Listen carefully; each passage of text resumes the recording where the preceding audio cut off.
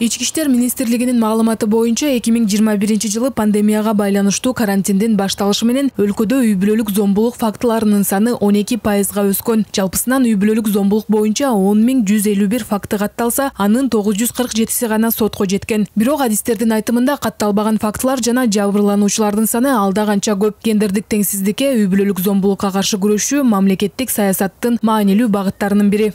Мамлекеттик социалдык заказын алкагында кризистик борборлорду ачуу, анан жана аларды мындан ары колдоо.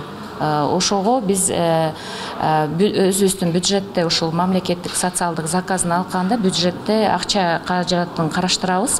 Эгерде 2018 жылы миллион болсо, миллион сом каралган болсо, 2019 4 миллион сом, 20 жылы 8 миллион сом каралган. Республика боюнча 18 кризистик борбор бар. Кризистик борборлорго аялдар ар кандай себептер менен кайрылышат. 2020 жылы пандемия учурунда үй бүлөлүк зордук зомбулук кескин өсүп, курмандыктар 2 эсе көбөйгөн. Нарын облусундагы кризистик борбордун жетекчисинин айтымында бул маселенин негизги себептеринин бири жарандын социалдык абалы. Атам замандан бери келаткан бир эле Кыргызстандын ичи эмес, бул дүйнө жүзүндөгү бирден бир эң чоң көйгөй. Ошон үчүн алдын алуу иштерди көбүрөөк жүргүзүшүбүз керек. Мектеп жашында эле бул ушул көйгөй аябагандай ушул үй бүлөгө таасирин тийгизе тургандыгын, керек болсо садикте дагы бул программаларды киргизиш керек деп ойлойм да. Мына ошондо гана кичине жеңилдете алабыз. Бул бизде эле эмес, бүткүл дүйнө жүзүндөгү эң чечилбеген көч проблемалардын бири. Кыргызстанда гендердик теңсиздиктин кеңири тараган түрлөрүнүн бири кыз ала качуу. Калоосуна каршы кыздарды мажбурлап турмушка берүү жөрөлгөсү илгертеден бери калбай келет. Адистердин айтымында көпчүлүк учурда зордук менен түзүлгөн үй бүлөдө бир канча убакыт өткөндөн кийин нике бузулуп, же аялдарга карата ыдык байкалып, кээде мындай баш кошуулар тилекке каршы өлүм менен аяктайт. Негизинен бизде биз ошо 21 жылдын ичинде эң көйгөйлүү маселе кыз ала качуу болчу. Жылда 16 күндүк кампания өткөрүп жүрүп, кыз ала качуу токтоду. Бүгүнкү күндө Баткен облусунда, Кыргызстан боюнча анча-мынча болуп атат. Бирок буйруса биздин областта жок бул маселе, көйгөй. Бирок эрте нике жөнүндө маселе бар. Зордук, үй бүлөлүк зордук зомбулук маселеси бар.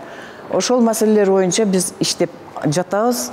Бүгүнкү күндө көптөгөн уюмдар бул багытта мамлекеттик органдар менен кызматташат. Алардын бири Америка Кошмо Штатынын эл аралык өнүктүрүү агенттиги. Алар үй бүлөлүк зомбулуктан жабыркагандарды коргоо жана жардам көрсөтүү, ошондой эле алдын алуу боюнча иш-чараларды жүзөгө ашыруу максатында Кыргызстандагы 11 кризистик борбор жана жарандык коом уюмдары менен кызматташат. Биздин жигердүү жарандар долбоорунун алкагында бул кризистик борборлор менен алардын психологиялык ошол үй бүлөлүк жана гендердик зомбулуктан жабыркагандарга психологиялык, социалдык, юридикалык жардам берүүсүнүн алкагында ошол көрсөтүлгөн кызматтар жеткиликтүү жана сапаттуу болушунун алкагында алардын дараметин көтөрүү боюнча жана мына бүгүнкү иш-чаранын алкагында алардын ошол кризистик борборлордун жана жарандык коом уюмдарынын улуттук деңгээлдеги мамлекеттик органдар менен кызматташуусундагы бекемдөө жана жакшыртуу алкагында иштер алынып барылат. USAID бул демилгеге $1 миллион ашык каражат бөлүүнү кароодо. Долбоордун дагы бир маанилүү аспектиси бизнес идеяларды ишке ашыруу аркылуу кризистик борборлордун туруктуулугун жогорулатууга колдоо көрсөтүү. Кризистик борборлорду тигүү цехтери же кир жуучу жайлар сыяктуу кичи социалдык ишканаларга айлантып, аялдар үчүн жумуш орундарын камсыздоо пландалууда. Мырзайым Жолдошбекова, Адилет Марсбеков, 5 канал.